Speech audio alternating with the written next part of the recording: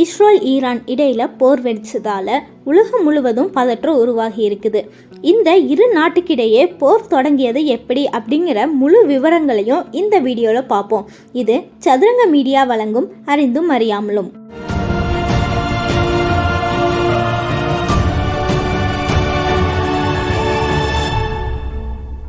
Israel versus பாலஸ்தீனோ அப்படிங்கிற போர்க்களம் இப்போ இஸ்ரேல் வெர்சஸ் ஈரான் ஆகவும் உக்கிரமடைஞ்சிருக்குது. சிறிய அளவுல உள்ள ஈரான் தூர கிரகம் மீது இஸ்ரேல் நடத்திய வான்வெளி தாக்குதலுக்கு பதிலடியாக இஸ்ரேல் மீது ஈரான் வான்வெளி தாக்குதலை நடத்தி இருக்குது. இந்த நிலையில இஸ்ரேலுக்கு பக்கபலமாக அமெரிக்கா, ஐரோப்பியா உள்ளிட்ட மேற்குள்ள நாடுகளும் ஆதரவு கரம் நீட்டி இருக்குது. மத்திய கிழக்கு பிராந்தியத்துல மாபெரும் போர் மூலம் அபாயம் அதிகரிச்சிருக்குது. உலக போர் போல இன்னொரு போரை இந்த உலகம் தாங்காது அப்படின்னு ஐநாவும் அச்சம் தெரிவிச்சிருக்குது.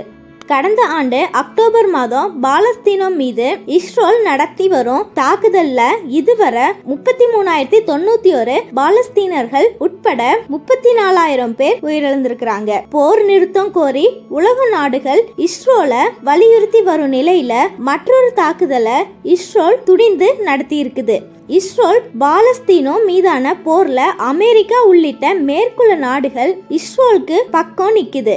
ஈரான் உள்ளிட்ட சில இஸ்லாமிய நாடுகளும் ஹஸ்புல்லா, ஹைதி போன்ற இஸ்லாமிய கிளர்ச்சி குழுக்களும் பாலஸ்தீனத்துக்கு ஆதரவா இருக்குது. இந்த நிலையில பாலஸ்தீனத்தை தாக்கும் இஸ்ரேலை அச்சுறுத்துவதற்காக ஈரான்ல ஹைதி உள்ளிட்ட ஈரானின் ஆதரவோடு லைஃபான்ல இருந்து ஹல்புல்லா மற்றும் ஏமரலில் இருந்து ஹைதி உள்ளிட்ட ஆயுதம் தாங்கிய கிளசாக் குழுவுகள் இஸ்ரேல் மீது அவ்வப்போது தாக்குதல் நடத்தி வருது. ஆகவே தனக்கு எதிர்முகமா இருக்கும் ஈரானை எச்சரிக்கும் விதமாக கடந்த ஏப்ரல் 1ஆம் தேதி சரியா தலைநகர் டாமஸ்கஸ்ல உள்ள ஈரான் தூதரகம் மீது இஸ்ரேல் திடீர் வான்வெளி தாக்குதலை நடத்துச்சு. இதுல தூரதங்கத்துல தங்கி இருந்த ஈரானின் முக்கிய ராணுவ கமாண்டர் உட்பட 12 தூதரக அதிகாரிகள் உயிரிழந்தாங்க. இது ஈரானுக்கு கடும் ஆத்திரத்தை ஏற்படுத்துச்சு. இது இஸ்ரேல்ல தாக்குதல் தான் அப்படின்னு ஈரான் பகிரங்கமா குற்றம் சாட்டுச்சு. அதற்கேற்ப இஸ்ரோவும் இந்த தாக்குதலுக்கு பொறுப்பேற்கவும் இல்ல, குற்றச்சாட்டை மறுத்தளிக்கவும் இல்ல.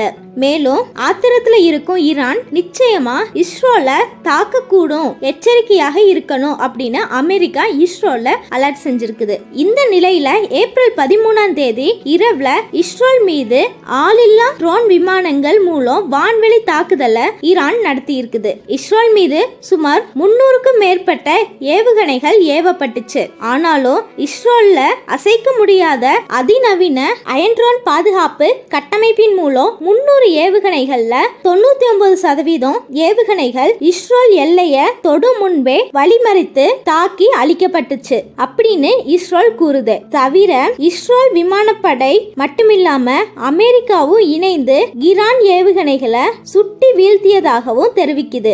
இருப்பினும் இந்த தாக்குதல்ல ஒரு சிறுமி உள்ளிட்ட 7 இஸ்ரேலியர்கள் காயமடைஞ்சதாக இஸ்ரேல் தெரிவிச்சிருக்குது. ஈரான் இந்த தாக்குதலுக்கு பாலஸ்தீனத்தின் ஹமாஸ் அமைப்பு பலத்த வரவேற்பு தெரிவிச்சிருக்குது.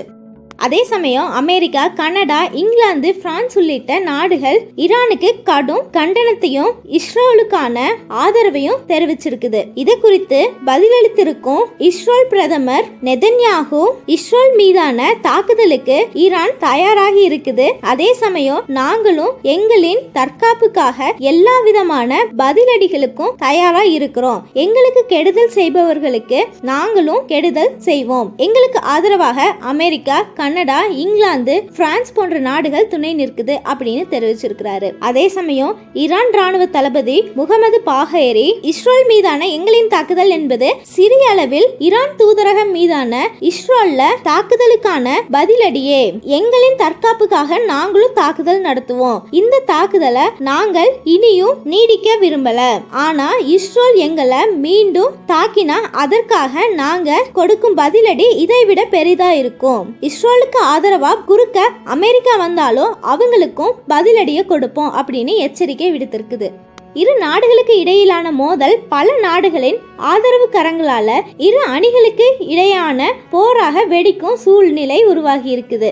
இது இப்படியே நீடிச்சா மத்திய கிழக்கில் 3ஆம் உலக போரே வெடிக்கும் அபாயத்துக்கு கொண்டு செல்லும் அப்படின்னு உலக மக்கள் அச்சம் தெரிவிச்சிருக்காங்க. இந்த நிலையில ஐக்கிய நாடுகள் சபை பொது செயலாளர் அண்டோனியோ குட்டரேஸ் ஈரான் இஸ்ரேல் மீது நடத்திய பெரிய அளவிலான தாக்குதலை நான் வன்மையா கண்டிக்கிறேன். இந்த விரோதங்கள் உடனடியா நிறுத்துமாறு நான் அழைப்பு விடுக்கிறேன். இதனால மத்திய கிழக்குல போர் உருவாகும் சூழல் ஏற்படுகிறது. மற்றொரு போரை இந்த பிராந்தியமோ அல்லது உலகமோ தாங்காது அப்படின்னு நான் மீண்டும் வலியுறுத்தி கேட்டுக்கொள்றேன் அப்படின்னு தெரிவிச்சிருக்கிறாரு.